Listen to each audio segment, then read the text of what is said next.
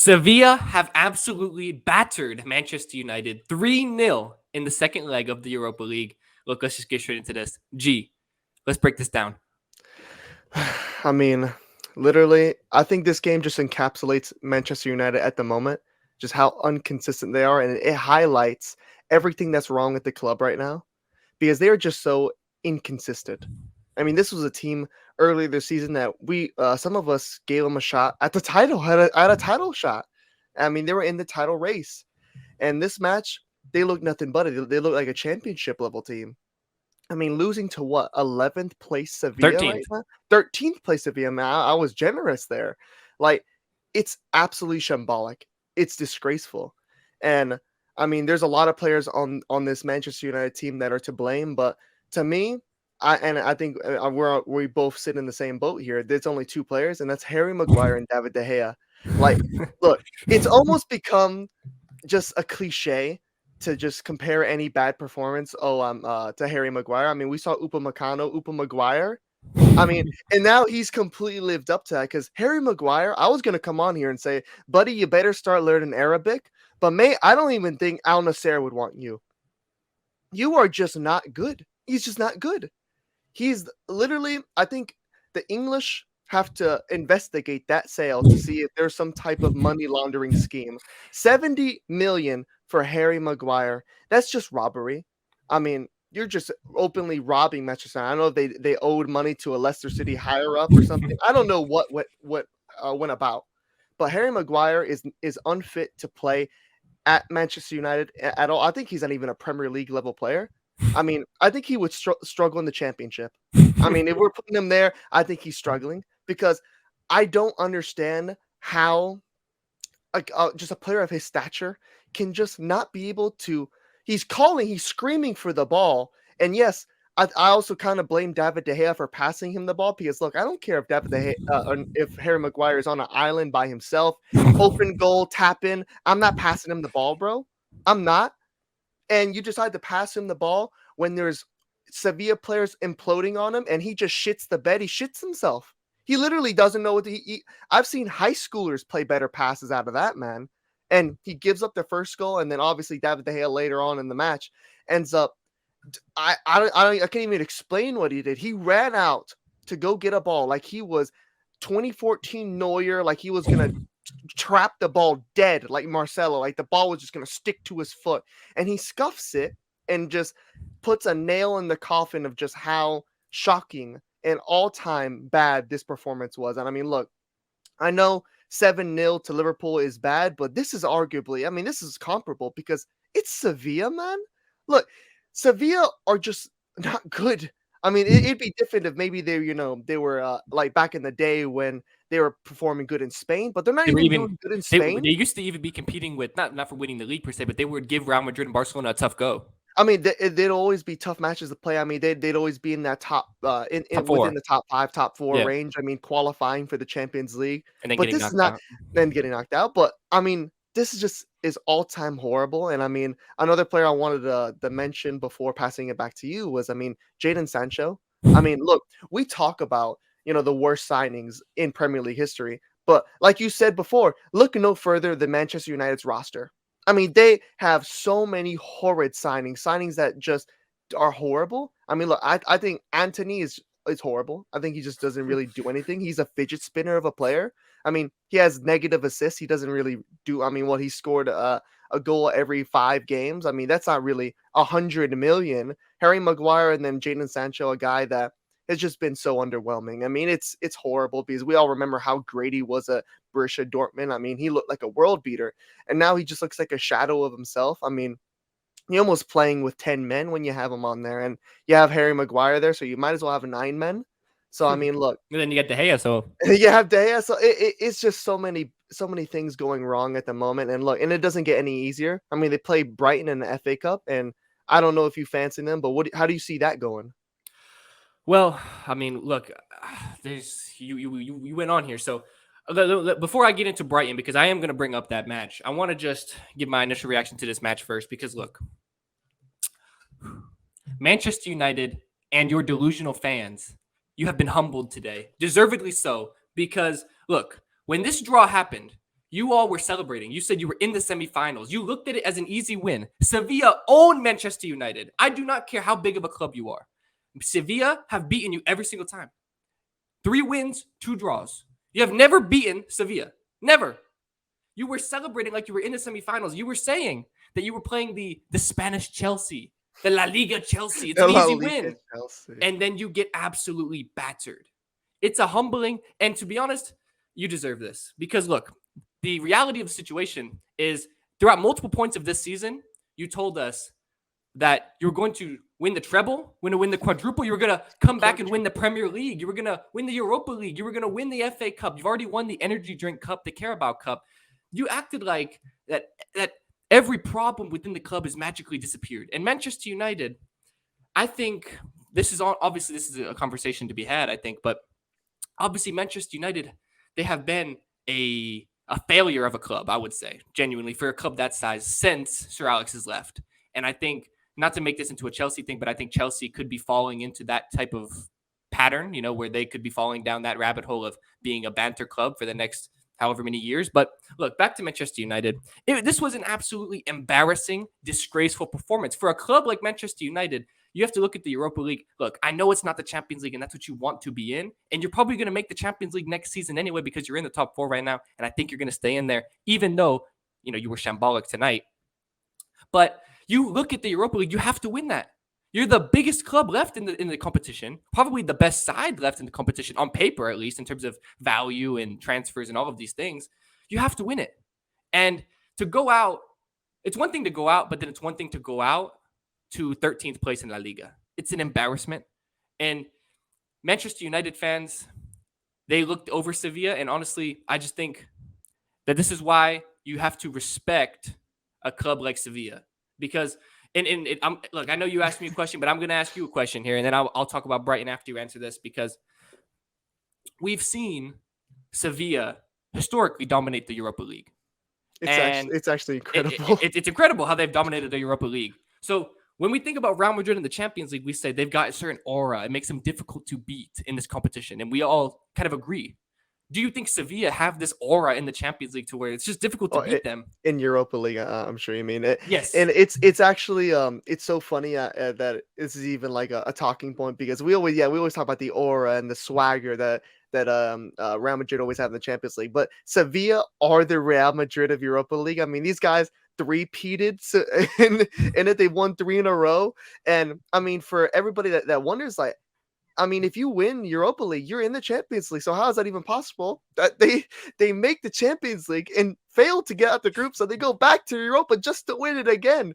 It's remarkable. It's like, I don't understand how that even happens, but I mean, I guess there's a bit of that has to play into it, because look, as much as it is the Europa League, it's knockout football. I mean, it's still the knockout style, and Sevilla are so seasoned. I mean, it's just built into the club that they know how to win this competition. So I would agree to that, because I think as all the United fans, they didn't take Sevilla seriously, because I mean, how really could you? I mean, they're 13th place. I mean, they're not really that same team, but Sevilla obviously are taking Manchester United deathly seriously, and I think that plays a part into it, that United were already looking forward to, being into the next round.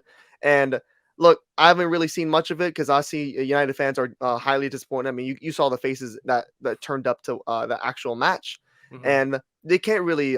It's not going to work to say, "Oh, it's Europa League. Who cares? We didn't want that anyway." When it's a trophy that's available, and realistically, where United are at right now, any trophy matters. I mean, they're celebrating the Carabao Cup. I saw Veghorst crying, holding the fucking energy drink cup. Like, any trophy at this moment matters, because there are few and far between. I mean, that's the truth of it. I mean, ask Spurs how few and far between. They've never won anything.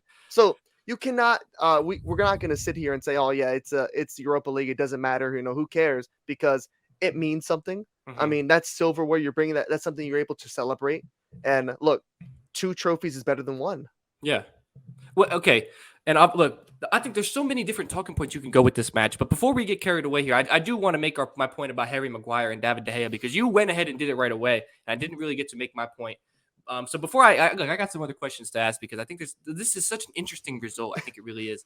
But look, I'm not taking Manchester United serious as a football club and a contender for serious trophies until Harry Maguire is sold from the football club.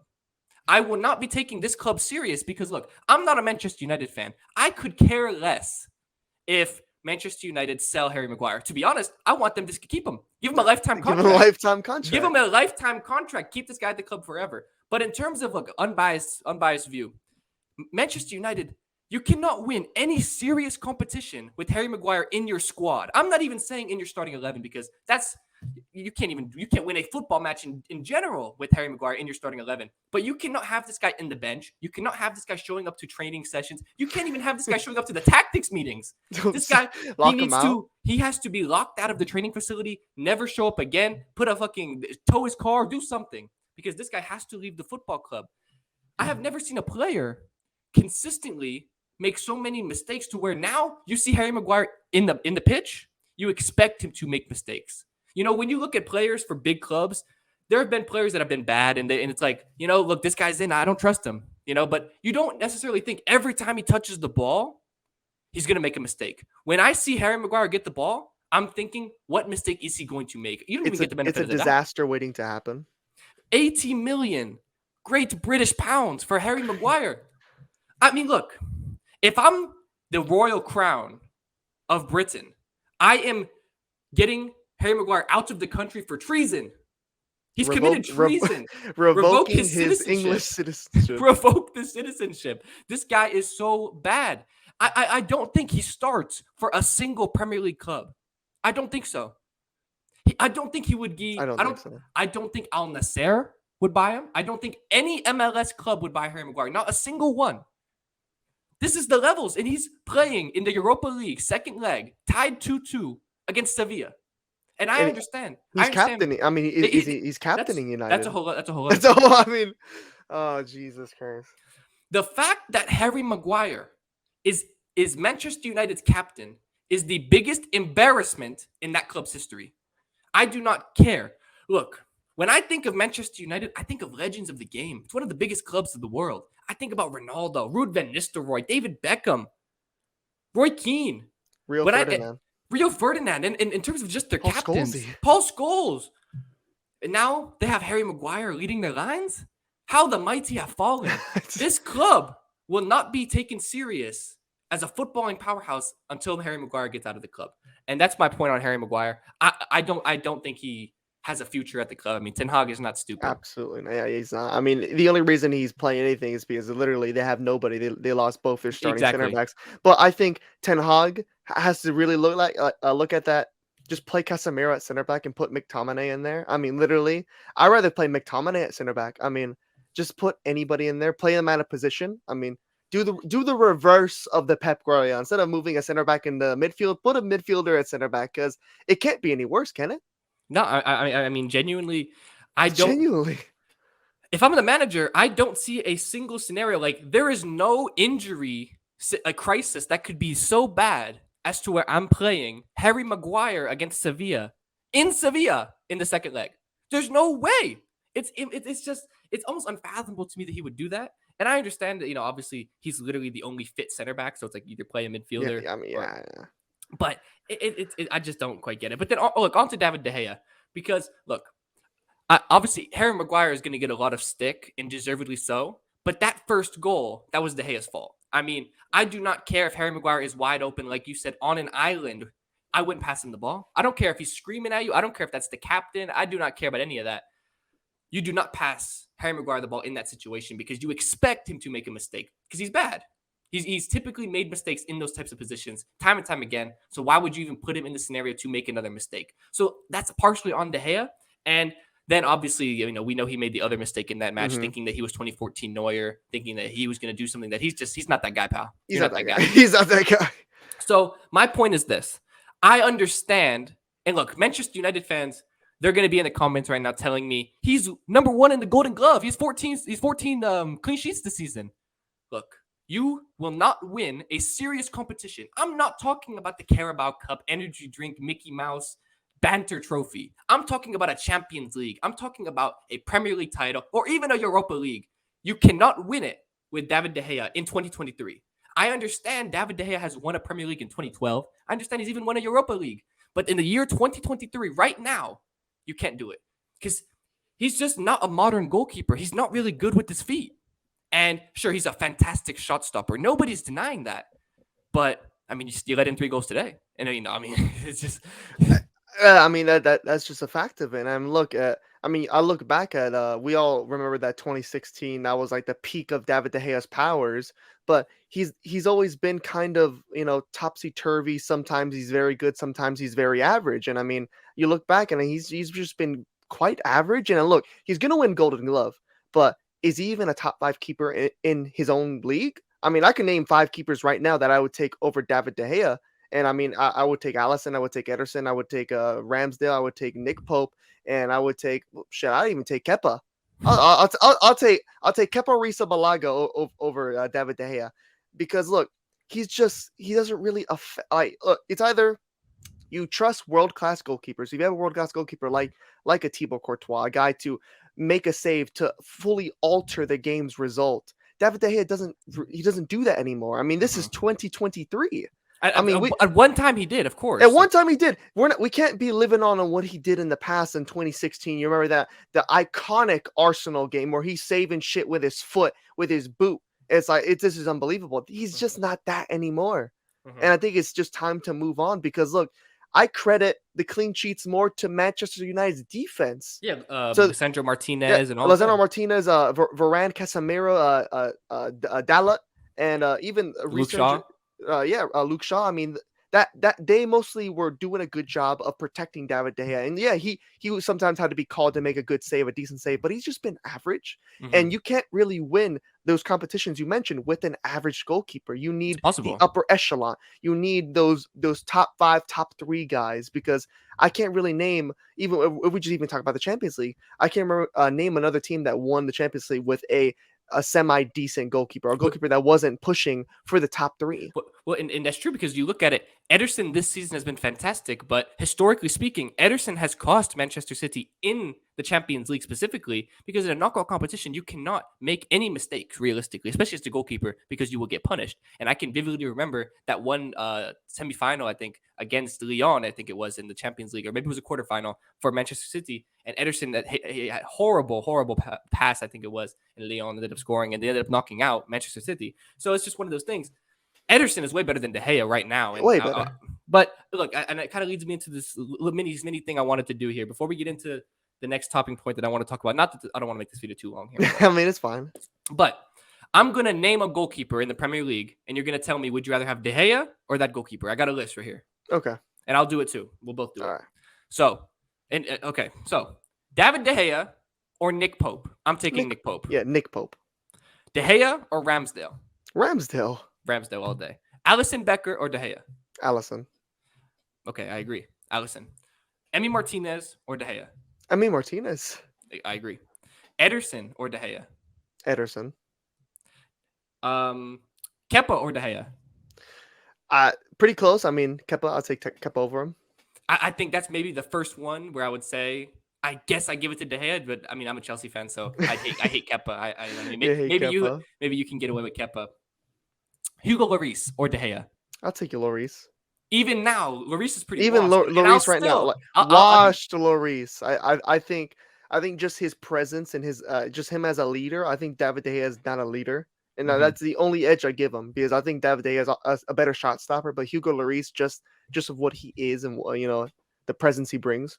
All right, Pickford or De Gea? Because I'll take Pickford. I'll take Pickford. I like Pickford. Yep. All right, last one. Keylor Navas or De Gea? Keylor Navas. I mean, that I totally forgot that Keylor Navas even was in Nottingham Forest. I almost forgot that. So I mean, that was almost 10 goalkeepers I would take over. I went on the Premier League Golden Glove clean sheet list, and I just went down the line.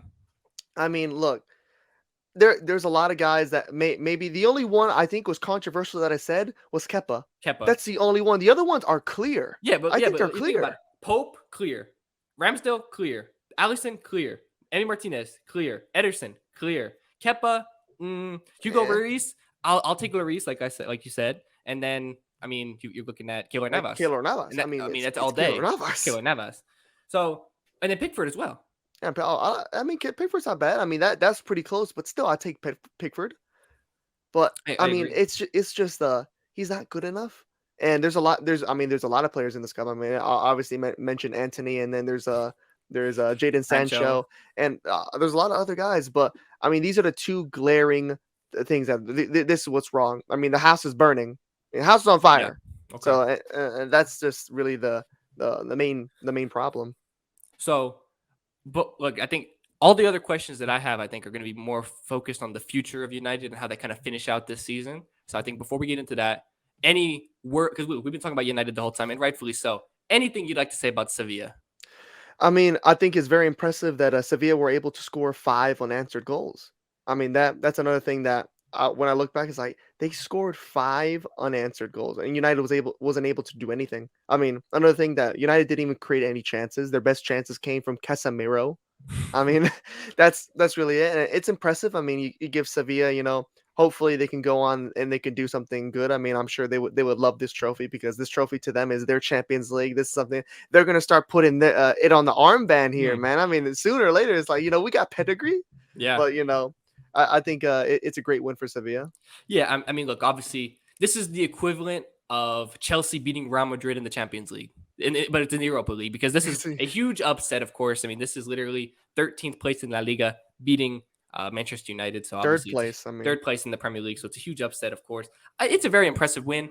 And I mean, did I expect it necessarily? I honestly, I thought Manchester United would find a way to sneak through, but I got to I give thought them that as well. I mean, were we wrong to think that a team that is of Manchester United led I by think Eric I Ten think to Hag. be honest, I think we just had I think everyone just kind of had blind faith in United because that they looked the better side on paper. They've been better this season. Sevilla are 13th in La Liga. I think naturally everyone's going to pick Yeah, I United. mean, naturally, I mean, they're the favorites, and I mean, I know they've been very inconsistent. I mean, but leading to when they were 2-0 up, I mean, they were gonna cruise, but Yeah. I mean, it just all fell apart. I mean, but when you really look at it, though, after of course hindsight is 2020, but when you look at it after the fact, it's kind of understandable because obviously Sevilla have some quality players, and we've went through this Manchester United starting 11, and it's just not that great. I mean, when you really look at it, I I mean, mean, they're look, playing Martial, man. but Like, no, what that's is? literally I mean, you took the words right out of my mouth because that's the glaring thing. Like when I first look at the 11, obviously De Gea and Maguire, of course, but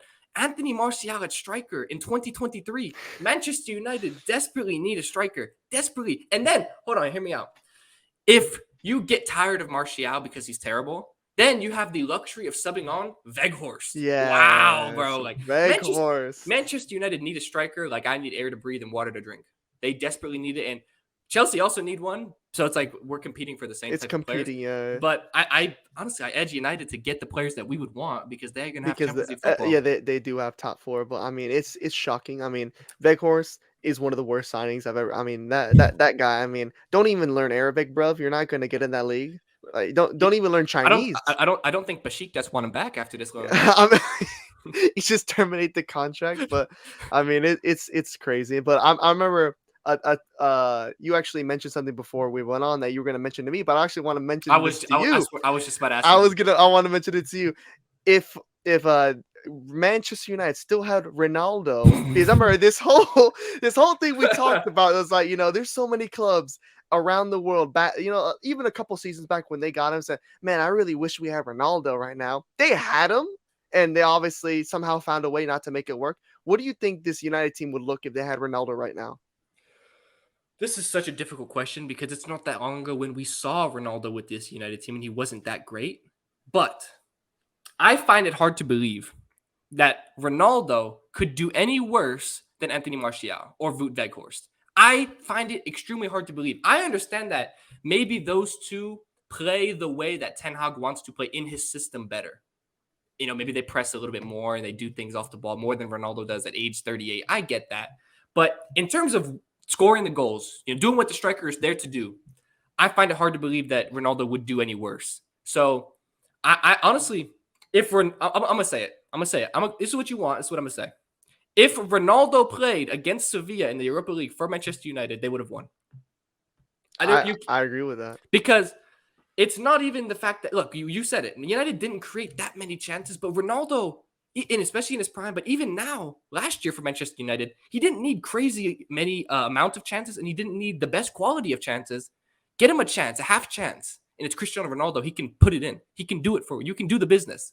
And like I said, I understand why Ten Hag did what he did. There's a lot of issues going on, but I do think that Ronaldo at United, we wouldn't be talking about this result right now. I agree with that. I remember when you first mentioned to me off camera, so, oh, do you think this would have been any different with Ronaldo? And the first thing I thought, maybe with R9 Ronaldo. I mean, God, they would have needed R9 Ronaldo to probably make this differently. But I do somewhat agree with that Ronaldo at age 38, I don't care if he's age 68, he's better than Martial. He's better. He's Mhm. definitely better than Weghorst. I mean, Weghorst doesn't even deserve to shine Ronaldo's shoes. I don't think Weghorst would start for Al Nassr. You wouldn't start at El Nassr, man. And look, Ronaldo is just that guy. He lives for. I mean, this is still Europe. I know it's not the Champions League, it's Europa League, but he's someone that you rely on these type of games. I mean, he's a veteran, and I'm sure if you ask players like Casemiro or Varane if they would have preferred to stick Oh, with come Ronaldo, on, bro. I mean, come on, man. I mean, shit. You got to look to your proven winners, and those guys are your winners. And you look at, do you guys like Ronaldo? Do you want to keep Ronaldo? I'm sure they're going to say yes, even though it was more of a problem to where they were asking Ronaldo to do things that you don't have to. I mean, you still have to build or make your system around Ronaldo a little bit. I get he's 38, but I mean, he was your leading scorer since he joined back. I mean, he was the guy who was racking all the goals, and maybe they were meaningless goals. Maybe they were just tap ins, but they're better than what Weghorst is offering you. I mean, what have you replaced Ronaldo with? Nothing. No. Well, I mean, last season for Manchester United, Ronaldo scored 24 goals at age 37. And obviously, the argument against that was, well, he scored a lot against, bad teams. He scored like a hat trick against relegation teams and things like that multiple times. And in the big games, he didn't really show up. I've But seen Haaland do that. that's not the point that I'm trying to make. I'm not making this into a Ronaldo video. But I saw this statistic. Cristiano Ronaldo in his career against Sevilla, 18 games, 27 goals. You cannot convince me that if Ronaldo was in this United team, that he wouldn't have scored. You can't convince me. And obviously, maybe they wouldn't have won this game because they literally did lose 3-0. Ronaldo being there isn't going to magically make Harry Maguire a good footballer, and he's not going to Yeah, magically turn David De Gea into 2014 Neuer. But I think he could have solved some of the problems. I think he could have scored a goal. I think he would have gave Sevilla a threat. He would have gave Sevilla something to think about, because I think what did really the Sevilla defense had to think about, what they're going to do later, what they're going to eat later. I mean, if they're going to shag their wives later. I mean, they didn't really have anything to do out there. I mean, this United front four today. If I'm a Sevilla center back and I'm looking at the team sheets and I see this United front four, I'm laughing. Sancho flop, Martial flop, Anthony flop, Sabitzer he's going back on loan. He's going back to Bayern. They might just terminate his contract. Sabitzer's going back to Bayern in a couple months here. So, like, what were United really doing today? I don't even know, man. The more I talk about this, the more it's just like, if I was Mark Goldbridge right now. Oh, poor Mark Goldbridge, bro. He had a good point on Harry Maguire. I think is the greatest point I heard today. What did he say? Oh no, where he looked like a guy with his hands tied behind his back in a wanking contest. I mean, that summed it up perfectly. That was the perfect analogy I've ever heard in my entire life. But I think we've kind of rambled on for a really long time. Yeah, I know. We weren't able to get into the FA Cup match, but against Brighton. I mean, if you still want to, I mean, I was gonna make it. Yeah, I was gonna make it pretty short. The last question that I wanted to ask, looking forward for United's season, they play Brighton in the FA Cup semifinals in their next match. So coming off of this result against Sevilla, quickly here, what do you think is going to happen in the FA Cup? Look, Brighton have been on such great form, and after this, I do not see United getting a result. I think it's going to be a very close game. I think United's going to come out a little bit more motivated, but Brighton are just, I think they're better right now, and I think they're going to squeeze out a 1-0. He's going to be very close, but it's definitely not going to be another 3-0, other embarrassment. But it's like, it's really going to depend if Harry Maguire is starting, it's going to be either 2-0. I mean, it's going to be horrible, but it's going to really depend on the 11 that Eric Ten Hag puts out.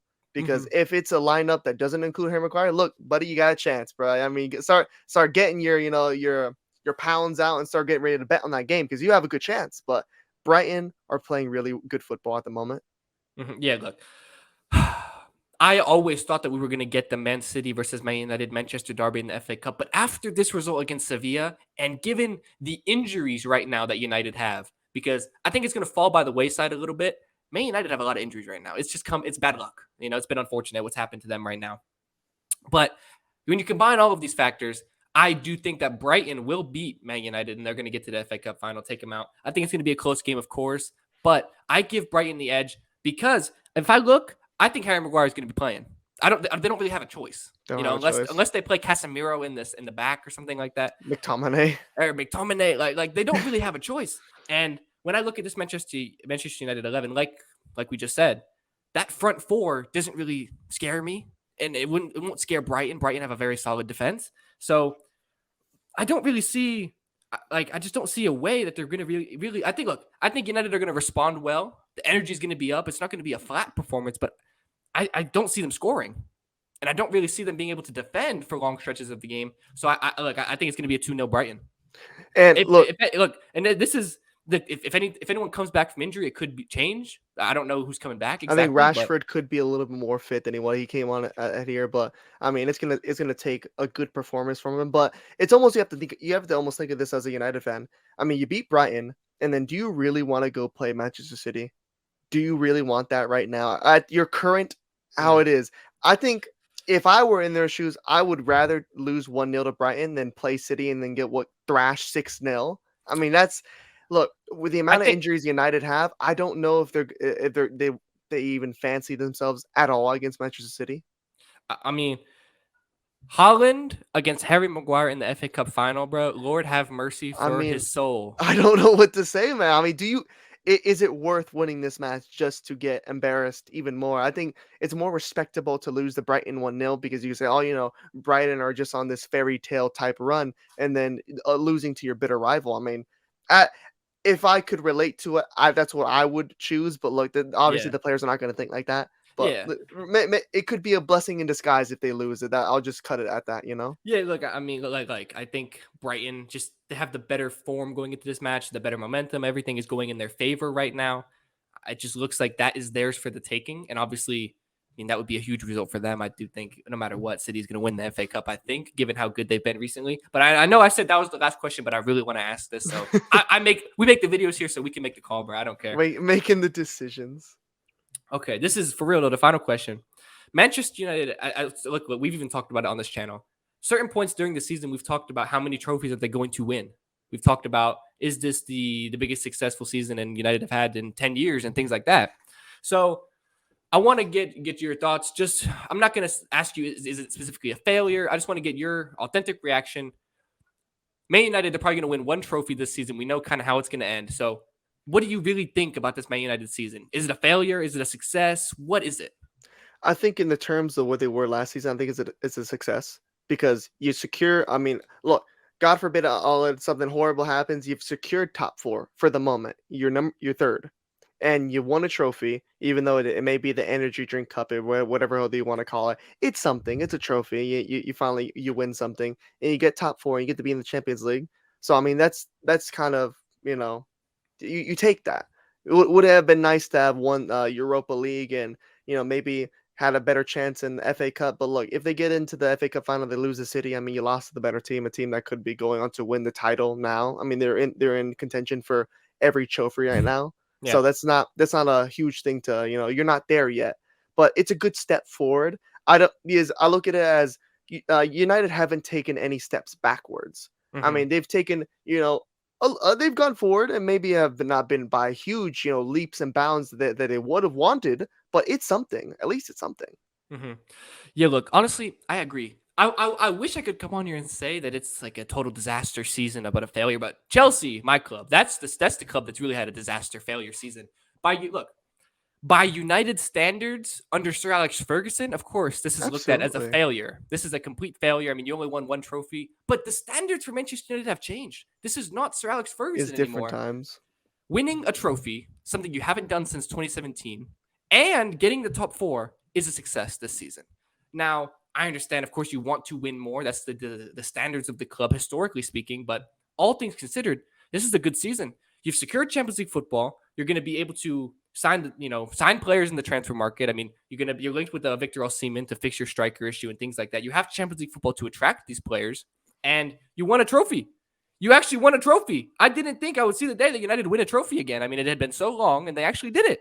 So I think this has to be looked at as a successful season because we just talked about it. This United squad is not that great. It has holes, it has issues, and clearly now that they have some injuries, they've been exposed for their lack of depth. So, given all of these scenarios and given how Liverpool have been shit this season, how Chelsea have been poor this season, it could have very easily been a disaster for United as well, given how competitive the league is and everything. So this season, honestly, it could have went a lot It worse. could have been It could have worse, this but also it could season. have been a lot better. This season could have been a disaster. I mean, the way that Ronaldo situation went, it could have been And you horrible. remember the start of the season? I mean, Oh yeah, they they lot were losing. Yeah, they were losing, and there were already early shouts as hmm Ten Hag the right man. I mean, after yeah. like a couple games, 5 games in, it's like Jesus Christ, man. So I think this is just another case of it's the recency bias.